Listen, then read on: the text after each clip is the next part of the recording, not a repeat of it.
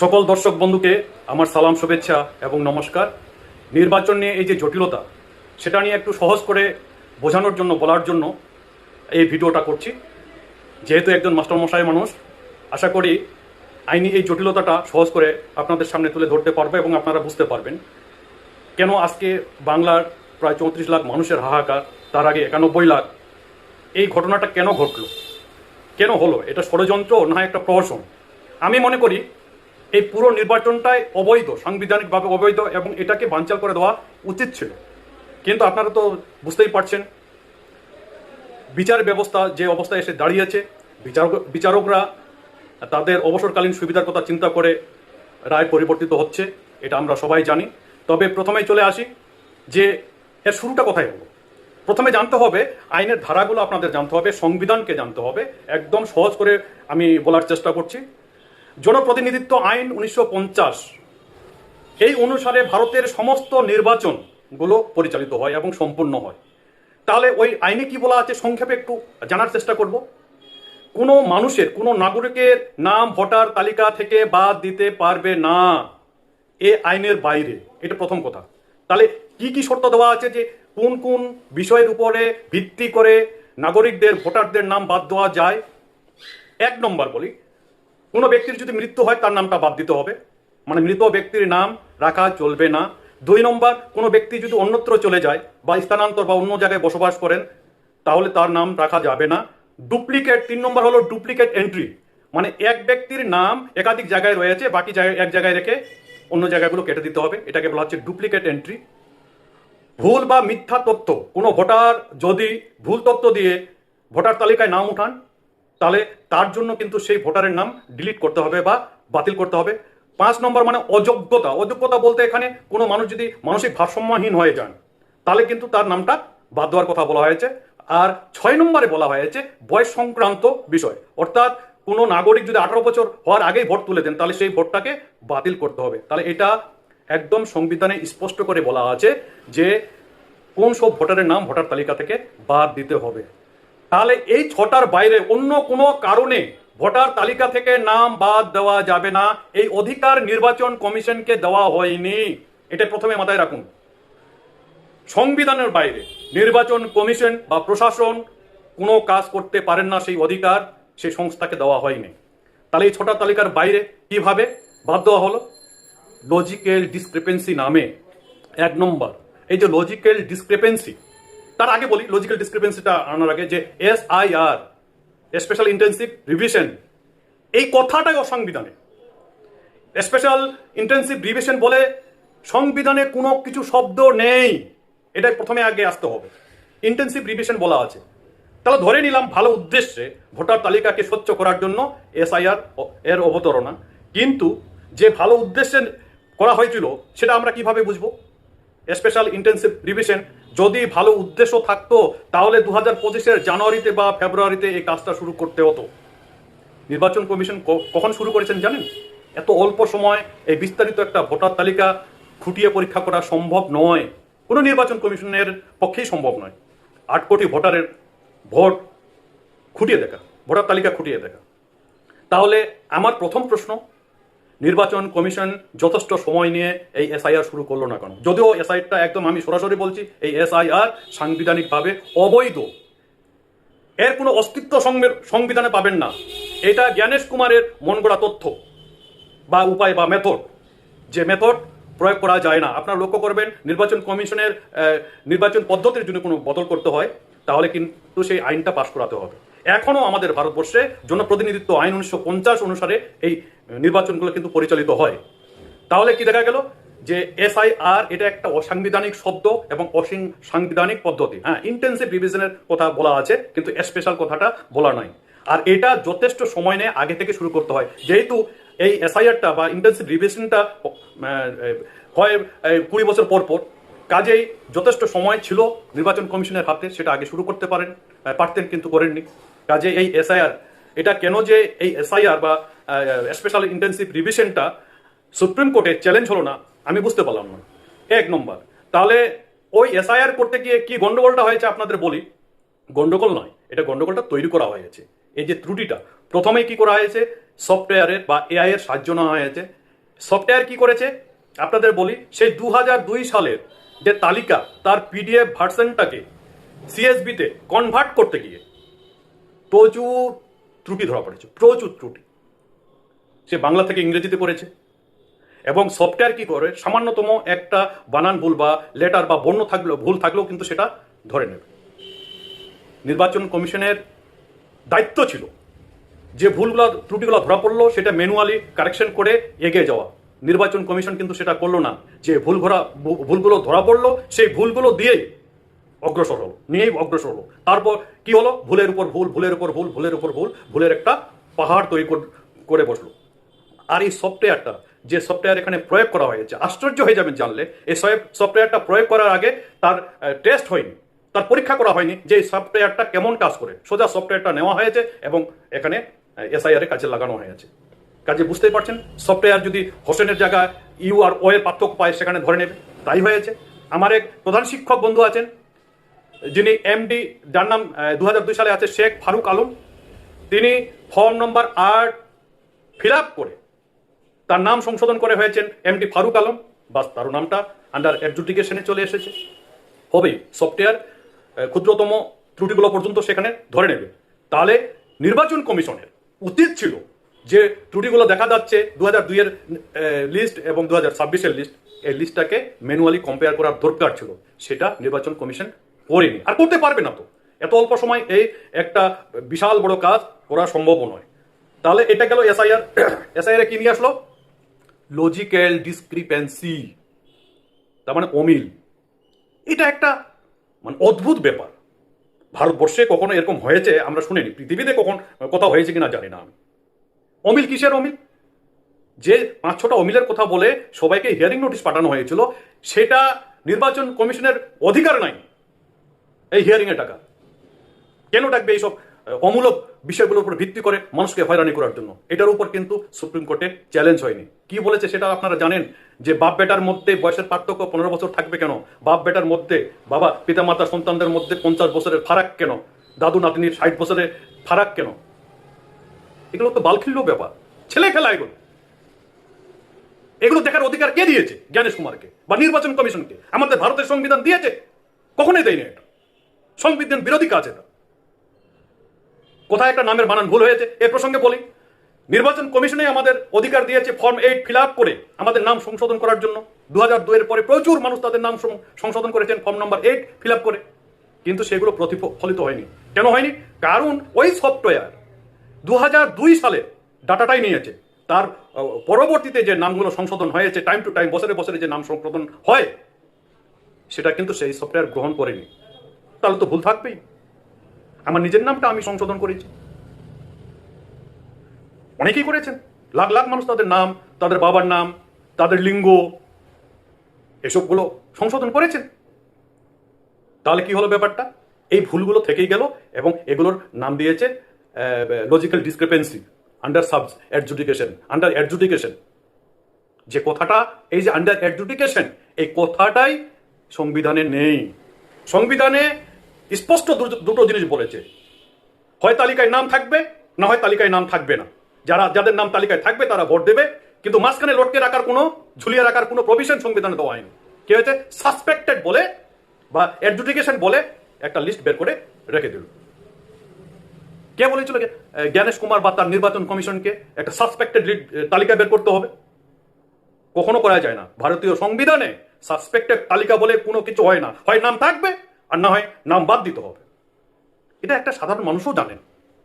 তাহলে এই যে লজিক্যাল ডিসক্রিপেন্সি যেটা বলছে, আমি প্রথমেই বললাম যে এটা সংবিধানে নেই। এটার উপর সুপ্রিম কোর্টে এটার উপরে চ্যালেঞ্জ হলো না যে এই শব্দবন্ধটা, এই শব্দবন্ধটাই অসাংবিধানিক। তারপরে আমরা চলে আসি, তাহলে নাম দেখলাম আমরা সংবিধানে যে 6টা বিষয়ের উপরে নাম ডিলিট করা যায় বা বাদ দেওয়া যায়, সেই 6টা বিষয় নির্বাচন কমিশন অনুসরণ করেনি, তাদের মর্জি মাফিক নামগুলো ডিলিট করেছেন। এবার আরেকটা আশ্চর্য ব্যাপার শুনলে আপনার মানে আশ্চর্য হয়ে যাবেন, যে ফর্ম 7, হ্যাঁ, ফর্ম 7-এর মাধ্যমে কারোর নাম বাদ দেওয়া যায়। প্রথমে জানতে হবে ফর্ম 7টা কে ফিল আপ করতে পারে। ফর্ম 7টা ফিল আপ করতে পারেন ওই এলাকার বাসিন্দা, যে কোনো পরিচিত বাসিন্দা বা বাড়ির লোক বা আত্মীয় স্বজন ফর্ম ফিল আপ করে যে অমুক ব্যক্তি মারা গেছেন, তার নামটা কেটে দেওয়া হোক, এটা করা যায়। কিন্তু এবার ফর্ম 7 নিয়ে কি হয়েছে, যারা আপনারা সংবাদ মাধ্যম দেখেন তারা জানতে পারবেন যে এক একজন ব্যক্তি 70টা 80টা 150টা 200টা 300টা করে ফর্ম 7 জমা দিয়েছেন। ফর্ম 7 জমা দিয়েছেন। আবার আরো একটা বিশাল ষড়যন্ত্র ধরা পড়েছে। কিরকম? ফর্ম 7 কি হয়েছে, একদম প্রিন্টেড, ভোটারদের যে বিবরণটা সেটা হলো প্রিন্টেড, আর যিনি জমা দিচ্ছেন, যারা জমাকারীর ডিটেলসটা হাতে লেখা। তার মানে কেন্দ্রীয়গতভাবে এই নামগুলোকে প্রিন্ট করা হয়েছে কম্পিউটারে, তারপর নির্দিষ্ট এলাকায় বা বিধানসভায় সেগুলো বিজেপির নেতাদের হাতে পাঠিয়ে দেওয়া হয়েছে এবং তারা জমা করেছেন। এবার যারা জমা করেছেন, এই জমাকারীর ওখানে ডকুমেন্টস দিতে হয়। যারা জমা নিয়েছেন তারাও সেটাকে ভেরিফিকেশন করে নেন। আশ্চর্য ব্যাপার। কোনো ব্যক্তি, আমি যদি একটা ফর্ম 7 জমা দিই, এই বলে যে ওই ব্যক্তি মারা গেছেন, তাহলে তার ডেথ সার্টিফিকেটটা দিতে হবে তো। তাহলে সেটা, এবং বিএলওরা সেটা বলতে পারছেন না যে আমাদের কাছে জমাই হয়নি, কি হয়েছে, সরাসরি এসডি অফিসে গিয়ে জমা দিয়েছেন, ব্লকে জমা দিয়েছেন, এরকম হয়েছে। ফর্ম 7 হাজার হাজার ফর্ম 7 বহিত ভোটার, যে ভোটারগুলো জীবিত আছে তাদেরকে মৃত বলে ঘোষণা করে দিয়েছে। অনেক জায়গায়, হাওড়ায় হয়েছে, সন্দেশখালীতে হয়েছে, মুর্শিদাবাদে হয়েছে, আমাদের উত্তর দিনাজপুরও হয়েছে গোটা কয়েক কেস এরকম। তাহলে এরকম বৈধ ভোটারদের বাদ দেওয়ার একটা বিশাল ষড়যন্ত্র, এবং কিছু তো ধরা পড়েছে, আর কিছু যে এখনো ফর্ম অবৈধ ফর্ম জমা দেওয়ার জন্য একজন বিজেপি কর্মী অ্যারেস্ট হয়ে আছে। তাহলে এই ঘটনাটা কিন্তু পশ্চিমবঙ্গে কত বড় ষড়যন্ত্র চলছে এই নির্বাচনকে নিয়ে, এটা আপনাদের বুঝতে হবে। তাহলে ফর্ম 7 গেল। তাহলে ফর্ম 7 বললাম যে কোনো ব্যক্তির মৃত্যু হলে তার ডেথ সার্টিফিকেট দিতে হবে, অন্যত্র চলে গেলে তার প্রমাণ দিতে হবে, তার অ্যাড্রেস প্রুফ দিতে হবে, ডুপ্লিকেট হলে আর অন্য জায়গায় যে থাকছে তার প্রমাণটা দিতে হবে। এগুলো ফর্ম 7 উল্লেখ করতে হয়, এবং এই কিছুই উল্লেখ করা নেই। অথচ ফর্ম 7 গৃহীত হয়ে গেল, অ্যাকসেপ্টেড হয়ে গেল ওই অফিসগুলোতে। কিভাবে, কোন ক্ষমতার সাহায্যে, এটা আমরা জানি না। তাহলে এবার দেখবেন, ভালো কথা যে ভোটার তালিকা স্বচ্ছ করার জন্য এনুমারেশন ফর্ম জমা করতে হলো। কেউ আমরা এর বিরোধিতা করিনি। আমরা চাইছিলাম যে স্বচ্ছ একটা ভোটার তালিকা তৈরি হোক, আমরা চেয়েছিলাম, সেই জন্য আমরা সহযোগিতা করেছি। প্রত্যেকে এনুমারেশন ফর্মগুলো জমা করেছি। বিএলওরা সেই এনুমারেশন ফর্ম আপলোড করেছেন। প্রথমে বলা হয়েছিল যে কোনো ডকুমেন্টস লাগবে না, শুধু 2002 সালে নামের সঙ্গে সেটা ম্যাপিং করা হবে, মিলিয়ে দেখা হবে। ম্যাপিং করা মানে মিলিয়ে দেখা, মিলছে কিনা। প্রথমে বলা হলো কিছুই লাগবে না, এনুমারেশন ফর্ম দেওয়া হলো, সবারই নাম ম্যাপিং হয়ে গেল, বেশিরভাগ নাম ম্যাপিং হয়ে গেল। বিএলওরা আপলোড করে দিলেন, এইআরও বা এআরওরা সেটাকে ফরওয়ার্ড করে দিলেন। ভালো কথা। সেই অ্যাকসেপ্টেড এনুমারেশন ফর্মগুলো পরে রোল ব্যাক করে চলে আসলো। কে করলো জানেন সেটা? রোল অবজারভার বা মাইক্রো অবজারভার নামে বিশেষ কিছু অফিসার কেন্দ্রীয় সরকার যেখানে পাঠিয়ে দিয়েছিল, তারা কোনো কিছু না দেখে সেগুলো রোল ব্যাক করলো, মানে ওগুলো ফেরত পাঠালো, অ্যাকসেপ্ট করলো না। সেগুলোই আন্ডার অ্যাডজুডিকেশন হিসেবে থেকে গেল, এবং পরবর্তীতে তালিকা থেকে ডিলিটেড হয়ে একটা তালিকা তৈরি হলো, ডাইরেক্ট ব্যারেক করে দিল। কে? আমাদের যারা এইআরও বা এআরও বা বিএলও এই কাজটা কিন্তু করেনি। খোঁজ নিয়ে দেখলাম আমরা, এই কাজটা করেছে যে এই যে রোল অবজারভার বা অবজারভার যারা আছেন, স্বভাবতেই বৈধ ভোটারদের সমস্ত ডকুমেন্ট থাকার পরেও যে নাম ডিলিটেড হলো, উত্তেজিত হওয়ারই কথা। গোটা পশ্চিমবঙ্গ এই অবস্থা। এবং বিজেপি সরকার, কেন্দ্রীয় সরকার দেখুন, তারা জানেন যে এটা ইচ্ছাকৃতভাবে একটা অংশকে বাদ দেওয়া হচ্ছে। 34 লাখ ডিলিটেড ভোটার, আগে 27 লাখ ছিল, পরে আরো বেড়ে হয়েছে 34 লাখ। সেখান থেকে কোথায় কোথায় সংখ্যালঘু অধ্যুষিত এলাকায়, বিশেষ করে, এটা আমি সাম্প্রদায়িক বলবো না, এটা আমি রাজনৈতিকই বলবো, যেখানে যেখানে দেখবেন যে তৃণমূলের ভোট বেশি ছিল, সেই জায়গাগুলোতে থেকে কোনো জায়গায় দেখবেন যে মুসলমানদের নাম বেশি কেটেছে, কোনো জায়গায় আবার দেখবেন হিন্দুদের নাম বেশি কেটেছে। কোন সব হিন্দু? যেসব হিন্দু তৃণমূলকে ভোট দিত। তাহলে এই যে চক্রান্ত, এই যে বেহায়াপনা বলবো নির্বাচন কমিশনের, এটাকে কিন্তু পশ্চিমবাংলার মানুষ মেনে নেবে না। তো এই মুহূর্তে আমাদের কি করণীয়? বিভ্রান্ত হয়ে গেছে মানুষ, বিভ্রান্ত গোটা পশ্চিমবাংলার মানুষ। যার ডিলিটেড ভোটার, তাদের 34 লক্ষ যদি ডিলিটেড ভোটার থাকে, তাদের বাড়ির লোক, তাদের আত্মীয় স্বজন সবাই কিন্তু চিন্তিত এবং বিভ্রান্ত, তারা কি করবেন। এই যে ট্রাইব্যুনাল, এবার আশ্বাস দেওয়া হলো কি, এই যে ট্রাইব্যুনাল তৈরি হলো, তাহলে সেই ট্রাইব্যুনালে আমরা হিসাব করে দেখলাম এখন পর্যন্ত ট্রাইব্যুনালে 19 জন বিচারক নিযুক্ত হয়েছে, তার কাজ কিন্তু পুরো দমে এখনো শুরু হয়নি। তাহলে 34 লক্ষ ডিলিটেড ভোটারদের যদি বিচার করতে যান, 34 বছর লাগবে। যদি তার পরিসরটা বাড়ানো না হয়। তাহলে কি করলো, ষড়যন্ত্র করে সবাই মিলে ষড়যন্ত্র করে কি করলো, সাধারণ নাগরিকদের প্রথমে লাইনে দাঁড় করালো, বিভ্রান্ত করে দিল, উত্তেজিত করে দিল, এবং এখন ট্রাইব্যুনালে সাধারণ মানুষগুলো যাবে কোথায়? এবার ট্রাইব্যুনালে যদি বাদ চলে যায়, হাইকোর্ট সুপ্রিম কোর্টে, তো এইসব সাধারণ মানুষ যেতে পারবে না। তাহলে তাদের জন্য কি চিন্তা করবেন না এই মানুষগুলোকে কিভাবে উদ্ধার করা যায়? দুটো রাস্তা, আমরাও এটাতে অংশগ্রহণ করেছি, দুটো রাস্তা। একটা আবার আইনি লড়াই চলবে। এই প্রসঙ্গে একটু কথা বলি আইন যাওয়ার আগে, যে পশ্চিমবঙ্গে এতগুলো রাজনৈতিক দল, আমি আশ্চর্য হয়ে গেলাম, সবাই সেই বিজেপির পদাঙ্ক অনুসরণ করলো। তৃণমূল আছে, কংগ্রেস আছে, সিপিএম আছে, আইএসএফ আছে, অনেকগুলো। বিজেপিকে না হয় বাদে দিলাম, কেউ এই ভোটটার বিরুদ্ধে, এই ইলেকশনটার বিরুদ্ধে রুখে দাঁড়ালো না। যে 34 লাখ বা 51 লাখ বা 91 লাখ মানুষকে বাদ দিয়ে যতক্ষণ না পূর্ণাঙ্গ তালিকা হয়, ভোটার তালিকা, ততক্ষণে ভোট ঘোষণা করা যাবে না বা ভোট নেওয়া যাবে না। কেউ কিন্তু প্রতিবাদ করলো না, কেউ আন্দোলন করলো না। যখনই ভোটের দিনক্ষণ ঠিক হয়ে গেল, কর্মসূচি ঠিক হলো, সব রাজনৈতিক দল ধেই ধেই করে রাস্তায় নেমে গেল ভোট প্রচারে। আতান্তরে পড়ে গেল এই 34 লাখ মানুষ। কি করবে, কোথায় যাবে তারা বুঝতে পারছেন না। পরিবারের 3 ছেলে, এক ছেলের ভোটে নাম নেই, কখনো বাবার নাম নাই, কখনো মায়ের নাম নাই, একদম বিশৃঙ্খল অবস্থা। এই অবস্থায় মানুষ তো আতঙ্কিত মানুষ। বিহারে দেখছি, বিহারে যেসব ভোটাররা বাদ পড়ে গেছে, অলরেডি তাদের রেশন কার্ড বন্ধ হয়ে যাচ্ছে, তাদের ড্রাইভিং লাইসেন্স হচ্ছে না, এগুলো দেখেছি তো আমরা। সাধারণ মানুষের আতঙ্কিত হওয়ার কথা। তাহলে এবার প্রশ্ন হলো, আমরা কিভাবে এই অবস্থা থেকে বের হতে পারবো? দুটো রাস্তা আছে, পরিষ্কার দুটো রাস্তা। একটা হলো আইনি লড়াই, সেটা চলবে একত্রিতভাবে। যে 11টা কেস করা হয়েছে সুপ্রিম কোর্টে, এই যে বিষয়গুলো আমরা লক্ষ্য করে দেখলাম, এসআইয়ের যে একটা অসাংবিধানিক পদ্ধতি, সেটাও কেউ জোর দিয়ে বললো না। লজিক্যাল ডিসক্রিপেন্সি, সেটাও কেউ জোর করে বললো না। এই যে ডকুমেন্ট চাওয়া হচ্ছে, কেন ডকুমেন্ট চাইবে? Lalbabu Hossain versus election commission of India 1995 সালে সুপ্রিম কোর্টের রায়ে বলে দিয়েছে, ডকুমেন্ট ছাড়াও ভোটাররা ভোট দিতে পারবে। যদি ডকুমেন্ট না দিতে পারে, সেই এলাকার বাসিন্দা কিনা, নাগরিক কিনা, নির্বাচন কমিশনের প্রতিনিধিকে সেখানে গিয়ে সরেজমিনে তদন্ত করে দেখতে হবে। কেমন করে দিবে? একজন গরিব মানুষ, একজন জঙ্গলবাসী মানুষ, একজন কৃষক, তাদের কাছে তো কাগজ নেই, তাদের কাছে বাড়ি ঘরও নেই। এত কাগজ, 11টা কাগজ, 12টা কাগজ, 14টা কাগজ, কোথায় পাবে কাগজ? তারা কাগজ নেই মানে তারা কি ভারতীয় নন? তারা কি নাগরিক নন? এটা স্পষ্ট নির্দেশিকা দিয়ে দিয়েছে 1995 সালে সুপ্রিম কোর্টের একটা ঐতিহাসিক রায়, Lalbabu Hossain versus election commission of India. সেখানে বলে দিয়েছে তারা দিতে বাধ্য নয়। তাহলে এই ডকুমেন্টেশনটা চাওয়া হলো কেন? এটার উপরও কিন্তু চ্যালেঞ্জ হলো না সুপ্রিম কোর্টে। আমরা চেষ্টা করছি বিশেষ কিছু উকিলের সাহায্য নিয়ে এই বিষয়গুলো তুলে ধরার জন্য। জানি না বিচারকটা কি করবেন, কতটুকু করবেন, তবে লড়াইটা জারি থাকুক। 1, আইনি লড়াই। 2, শান্তিপূর্ণভাবে।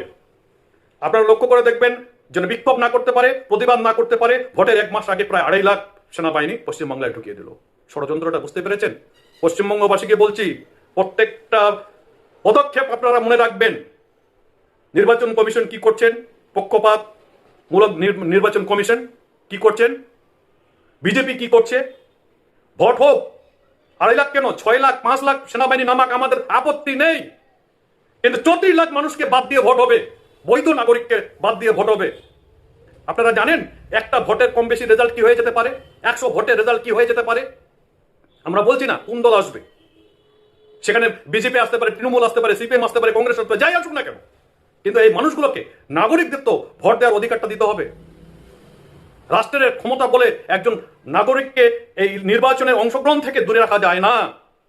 এটার উপর আমরা আরো একবার একটা নতুন কেস করার চেষ্টা করছি বিভিন্ন সংগঠনগুলোর সঙ্গে। আশা করি এই লড়াই আমাদের জারি থাকবে। আর একটা লড়াই হলো রাস্তার লড়াই। কোথাও শান্তিপূর্ণ প্রতিবাদ করবেন, অবস্থান বিক্ষোভ করবেন, মানববন্ধন করবেন, পোস্টার বুকে লিখে নেবেন, ভোটাধিকারের পোস্টার, ব্যানার রাখবেন, আপনাদের দাবিগুলো রাখবেন। যেখানে মানুষের চলাচলের অসুবিধা হবে না, জনজীবন ব্যাহত হবে না, সেই জায়গাগুলোতে। হ্যাঁ, আর এই প্রতিবাদগুলো করার আগে বিডিও অফিসে বা সংশ্লিষ্ট দপ্তরে আপনারা একটা চিঠি দিয়ে দেবেন যে আমরা অমুক একটা ফাঁকা জায়গায় মানুষের জনজীবন ব্যাহত না করে আমরা সেখানে একটা প্রতিবাদ করতে যাচ্ছি। এটা হলো। আর বলবো সবাই আপনারা আপনাদের ডকুমেন্টসগুলো রেডি রাখুন। বিভিন্ন সংস্থা, বিভিন্ন সমাজসেবী সংগঠন সাহায্যের হাত বাড়িয়ে দিয়েছেন। আমরা চেষ্টা করছি সবাইকে একত্রিত করার, একটা নেটওয়ার্ক তৈরি করার, সবার কাছে যেন পৌঁছানো যায়, এই চেষ্টাটা আমরা করছি। আর আতঙ্কিত হবেন না। আমাদের অনুরোধ, আতঙ্কিত হবেন না। 2, উত্তেজিত হবেন না। কারণ এই ষড়যন্ত্রের বিরুদ্ধে রুখে দাঁড়াতে হলে ঠান্ডা মাথায় কিন্তু আমাদের লড়াই করতে হবে, না হলে আমরা হেরে যাব। আপনারা দেখছেন মালদা মতবাড়িতে যে মানুষগুলা গিয়েছিল, তারা কি বন ক্রিমিনাল? না। তারা কি অপরাধী? না। তারা সাধারণ মানুষ। তারা সাধারণ মানুষ, তাদের ভোটাধিকার দাবি করতে গেছে। হ্যাঁ, এতগুলো মানুষের জমায়েত, নেতৃত্বহীন একটা জমায়েত ছিল, সেখানে কিছু মানুষ উত্তেজিত হয়েছে, ঢিলপাট্টেল ছুটছে, সেটা ঠিক না, সেটাকে আমরা সাপোর্ট করি না। একজন আধিকারিককে 7 জন জাজকে আটকিয়ে রাখা, এটাও আমরা পক্ষপাতী নয়। রাস্তা অবরোধ করা, এটারও আমরা পক্ষপাতী নই। মানুষের কষ্ট হোক, সেটা আমরা চাই না, কিন্তু প্রতিবাদটা হবে। আর প্রতিবাদে বিশৃঙ্খলার তৈরি করার চেষ্টা চলবে। আর এই কারণে, কারণ প্রতিবাদটাকে ভেঙে দেওয়ার একটা পরিকল্পনা আছে। সেখানে মিলিটারি নামিয়ে দেবে, পুলিশ নামিয়ে দেবে, লাঠি চার্জ করবে। কাজেই উত্তেজিত হওয়া যাবে না। প্রতিবাদ করুন, মোড়ে মোড়ে, রাস্তার মোড়ে মোড়ে, পাড়ায় পাড়ায়, বাজারে বাজারে প্রতিবাদটা শুরু হোক। শুধু 34 লক্ষ না, পশ্চিমবঙ্গের অনেক মানুষ আপনাদের সঙ্গে আছে। রাস্তায় নামতে হবে। দুটো রাস্তা, একটা আইনের রাস্তা, একটা রাস্তার আন্দোলন, মনে রাখবেন। আর যারা মনে করছেন যে আমাদের তো ভোটার তালিকায় নাম আছে, আমরা কেন যাব, এটা করবেন না। যখন একটা নৌকায় যদি একদিকে ফুটো হয়, অপর দিকের মানুষ যদি বলে আরে ওর দিকে ফুটো হয়েছে, তো আমি আতঙ্কিত হব কেন? নৌকা ফুটো হলে ধীরে ধীরে সমস্ত নৌকাটাই জলে ভরে যাবে এবং সেটা ভরাডুবি হবে।